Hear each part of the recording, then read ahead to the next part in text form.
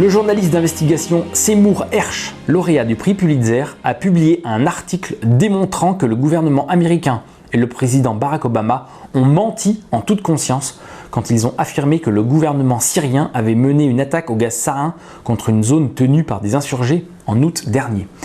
Barack Obama, écrit Hersh, n'a pas tout dit cet automne quand il a essayé de nous convaincre que Bachar el-Assad était responsable des attaques à l'arme chimique près de Damas le 22 août. Dans certaines circonstances, il a omis des informations importantes et dans d'autres, il a présenté des suppositions comme des faits. Plus important, il n'a pas reconnu un fait bien connu de la communauté des services de renseignement, que l'armée syrienne n'est pas la seule partie dans la guerre civile de ce pays à avoir accès au sarin. Durant les mois qui ont précédé cette attaque, les services de renseignement américains ont produit une série de rapports classés hautement secrets qui citaient des preuves que le front Al-Nusra, un groupe de djihadistes affiliés à Al-Qaïda, maîtrisait la technique de production du sarin et était capable d'en produire en quantité. Quand les attaques ont eu lieu, Al-Nusra aurait dû être suspecté, mais le gouvernement a sélectionné avec soin les renseignements qui pouvaient justifier une frappe contre Assad.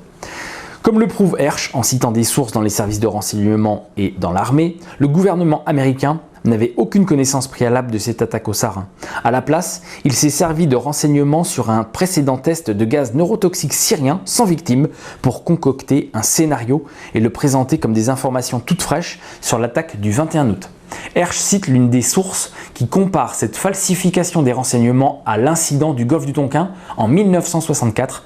durant lequel le gouvernement Johnson a inversé l'ordre des communications interceptées par la NSA pour justifier le bombardement nord-vietnamien. Peut-être encore plus condamnable que la sélection et la falsification des renseignements, il y a eu la décision d'ignorer et de dissimuler toute une série de rapports des services de renseignement du printemps et de l'été précédent qui concluaient que les rebelles, dominés par des éléments djihadistes et soutenus par les Occidentaux, avaient la capacité d'acquérir et d'utiliser du sarin. Parmi ceux-ci, il y avait des analyses de la CIA sur lesquelles la Maison-Blanche avait été briefée et qui concluaient que les troupes américaines au sol envoyées pour s'emparer des sites de stockage des armes chimiques pourraient être confrontées à des forces rebelles capables d'attaquer une force américaine avec du sarin parce qu'elles sont capables de produire ce gaz mortel. Voilà pour cet article et voilà qui démontre une fois pour toutes que l'attaque l'année dernière, en août dernier, n'était pas l'œuvre de Bachar el-Assad comme on nous l'a dit, on a voulu nous faire rentrer dans la tête à coups de marteau, mais c'était l'œuvre des rebelles.